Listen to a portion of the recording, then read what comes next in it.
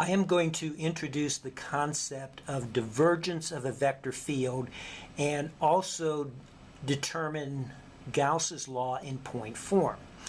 Now, in order for divergence not to be just some abstract mathematical operation, we are going to want to keep in mind Gauss's law in integral form.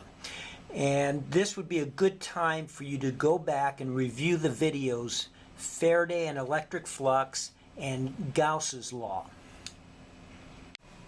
Gauss's law in integral form is the integral of d dot ds over a closed surface is equal to the charge enclosed by that surface. So d is the electric flux density field, so the integral of d dot ds over this closed surface tells us how much electric flux is coming out of the surface, and since positive charge is a source of electric flux, the integral of d dot ds tells us how much charge is enclosed. Now we're going to apply Gauss's law here to a small differential volume element to determine the operation of divergence and find the point or differential form of Gauss's law. Here we have a small cube of sides delta x, delta y, and delta z. So the volume of this cube, delta v, is delta x, delta y, delta z. Okay, so now we're going to apply Gauss's law to this small cube. So the integral of d dot ds over the surface of the cube, so the surface of delta v, is going to equal the charge enclosed in that cube, and I will designate that as q sub delta v. Okay, so now the next step is we're going to divide both sides of this equation by delta v, and then take the limit as delta v goes to 0.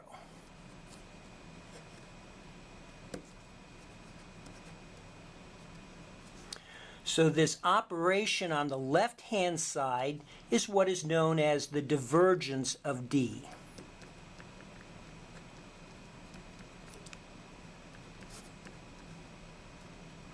And this is also written as del dot d, and in part 2 I will explain this nomenclature of what del dot d represents.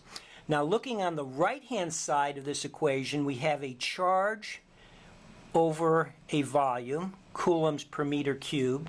So as the limit of delta v goes to 0, this is just the charge density at a point. That's just our volume charge density, rho sub v. Okay, so the divergence of d is equal to the charge density. So the divergence of d equaling the volume charge density is the point or differential form of Gauss's law. And now we have a physical feeling for what this operation of divergence is doing. If we have this electric flux density field, we see that in this region we have a source of electric flux, so there must be positive charge in this region. And in this region we have a sink of electric flux, so there must be negative charge in this region. So let's think of the divergence of this field at various points. So let's say we want to look at the divergence at some point here. Okay, so the way to think of that is go back to thinking about this small differential volume around that point. And remember that the divergence is the integral of d dot ds over that surface of that small volume divided by the volume and the limit as the volume goes to 0. Okay, so the denominator here is always going to be positive even though it's getting smaller and smaller. And if we look at the numerator, the integral of d dot ds tells us how much flux is leaving this volume, but whatever flux enters also is leaving, so the integral of d dot ds around this surface is going to be 0.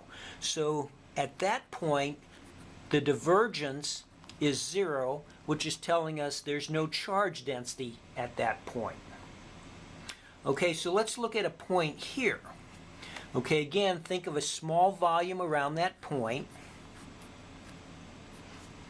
And you're going to integrate d dot ds around that small volume, divide by the volume, and take the limit as delta v goes to 0. Well, everywhere on the surface here, flux is leaving the volume, so the integral of d dot ds around that volume is going to be positive. So the divergence at that point is going to be greater than 0. So the charge density is greater than 0 at that point. So the positive divergence tells us there's positive charge at that point. So finally, let's look at this point right here. Again, think of a small volume around that point. The integral of d dot ds on the surface of this small volume is going to be negative because all the flux everywhere enters the volume, so the integral of d dot ds is going to be negative around the surface. So at this point, the divergence of d is less than 0, so the charge density at that point is less than 0. We now have a conceptual understanding for this operation of divergence of a vector field, and specifically the case for Gauss's law and the connection between electric charge and electric flux. Now there remains the mechanics of, if you have a vector field, how do you actually find the divergence of the vector field? And we will look at doing that in Cartesian coordinates in part 2.